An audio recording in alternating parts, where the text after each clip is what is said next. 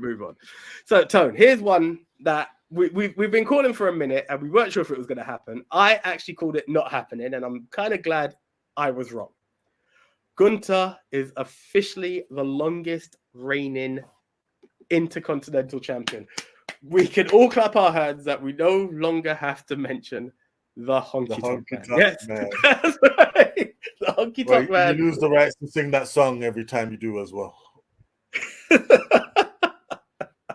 So this is but like big respect to Gunther. Like I said, I did call this a while ago, and I've said this was the man. This was the man to do it, and he was the man because realistically, like the IC title has been through ups and downs. It's been dragged through hell and back. Really, it's been revamped to be like one of the most relevant things in the company, and then the next minute it's in the gutter, getting hot potatoed, or just the worst one yet, not being on the show. Yeah, just not being on the show. You're the champion and you disappear. Yeah, that for me is just blatant disrespect. But Gunther, I mean, there's nothing short of a miracle. It's nothing short of miraculous what he's done, because we're going alongside one of the biggest title reigns of all time in Roman Reigns, yeah, with his historic title reign. But alongside that, you've done the same thing for the Intercontinental Championship as well. Like, you know, it's crazy. And he is like one of the first people in a long time to actually make that a relevant title, to make it like to have matches on pay-per-views, to main event Raw. And these matches have been good. You know, he's had some outstanding bangers, man.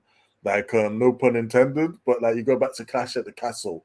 Yeah, arguably the best match of the night was for the IC title, Sheamus versus Gunther. And so a brutal match. Yeah. Now, what's next for Gunther?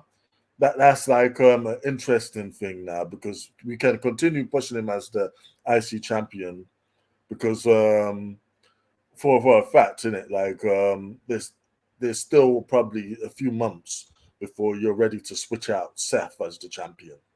Yeah, but the next logical state is obviously, you know, for him to step up and challenge for the World Heavyweight Championship. I don't know, like, will that come now? Will that come around WrestleMania? That's the question. See, I can't. Bit of a spoiler to a next prediction, and this is very hopeful predicting, right? When we're talking the main title subject, I'm kind of leaning on the fact that Nakamura might actually do it on his next shot. I know it seems impossible in many angles, but that's that. But here's my bigger question, right? We talk about this IC title. Now, this IC title run started off as you said, in a bit of a dead zone. He won the title off of Ricochet, I believe, and it was just there. You kind of just had a guy and you kind of forgot who was your IC, I'm saying US, who was your IC champ. Then it started to become relevant. And it kind of was around the time that we realized this is Sheamus's Everest. This is what he's not. This is the one thing that eludes him from becoming a Grand Slam champ. And we thought it was going to happen. We thought it was going to happen at Clash. That was September. It made it through to Rumble.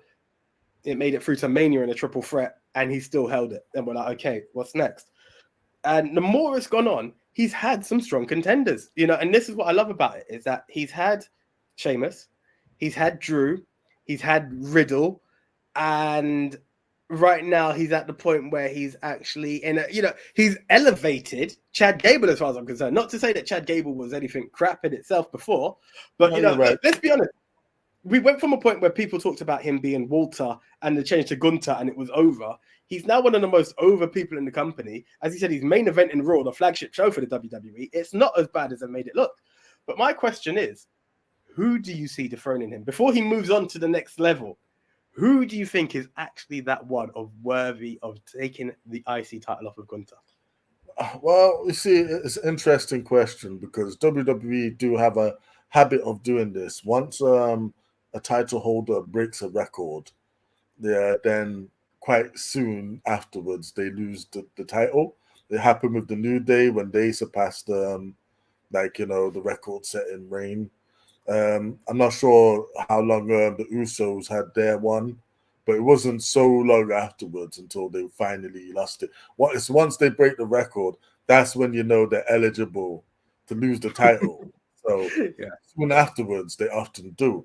So I would not be surprised at all to see Chad Gable take that Intercontinental Championship off of Gunther, especially as they're fighting one more time.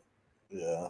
So hey, hey, like I said, as far as Chad going, I'm glad they put in some respect on his name. Like I shudder to think of the days of Shorty G. Yeah, and like there was a time I remember the saying that like Chad Gable's an overachiever because like he fits the bill to a T of someone WWE just wouldn't recognize and end up releasing in one of the mass release talents that they have every year. I mean, you couldn't have convinced me a couple of years ago that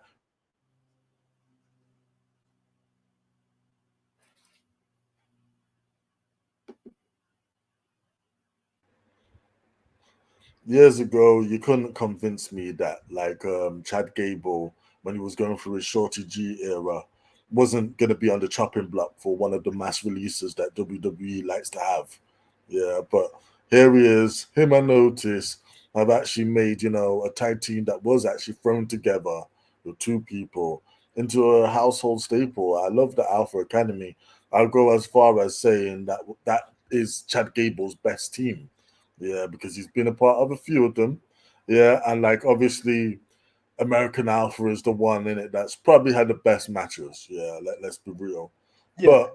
But Alpha Academy is the most memorable. It's been on TV. It's had jokes. It's got catchphrases. Thank you, and a shoes So what? You please. weren't a fan of Reddy, Willing, and Gable, no? Huh? Of who? You weren't a fan of Reddy, Willing, and Gable. Damn. Yeah, well, like I said, this guy's been through ups and downs, but through all of it, true diehard fans knew that he's a tremendous wrestler. We knew that, like, basically, this guy is a Kurt Angle apparent, yeah, in terms of ability, in terms of the matches he can have.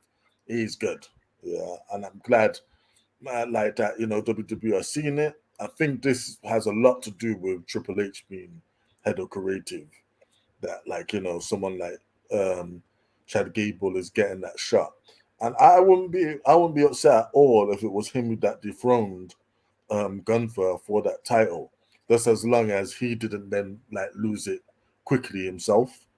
Yeah. But like Gunther, yeah, he's got bigger and better things to do.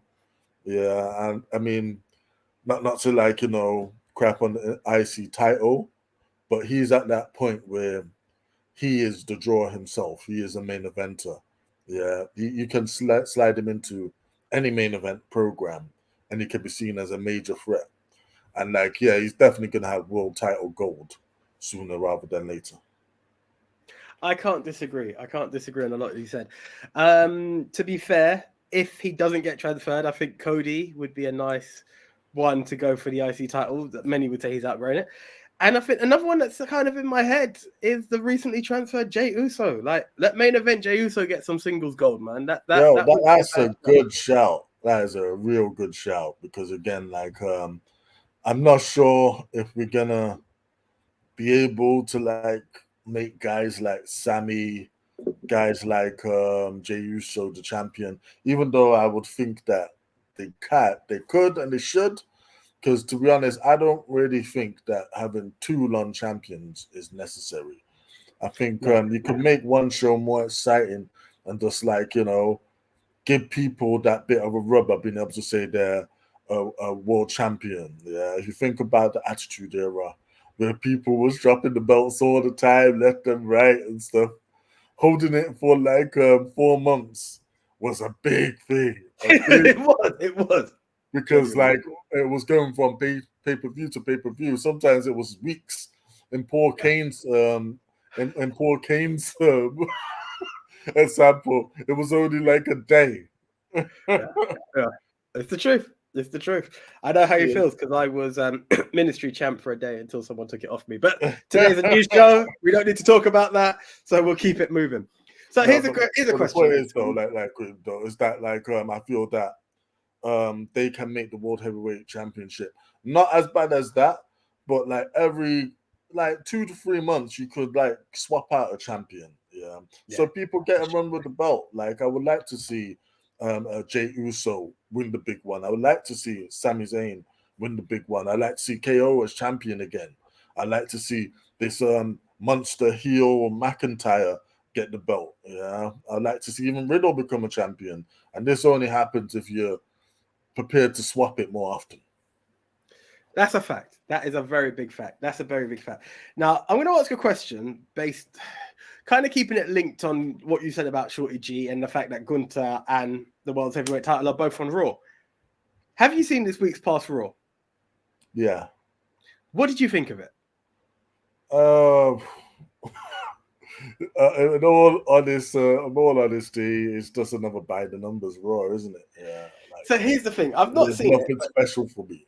That was a historic Raw because that was the last McMahon-owned Raw. That was the last McMahon-owned WWE show.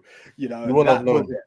It's now TKO owned. It's, you know, TKO being the Endeavor project of WWE and UFC joint together. So yeah, by the way, guys, before I go there, who do you think is going to be the one to dethrone Gunther? What do you think is next for them? Comment below. We'd love to hear from you.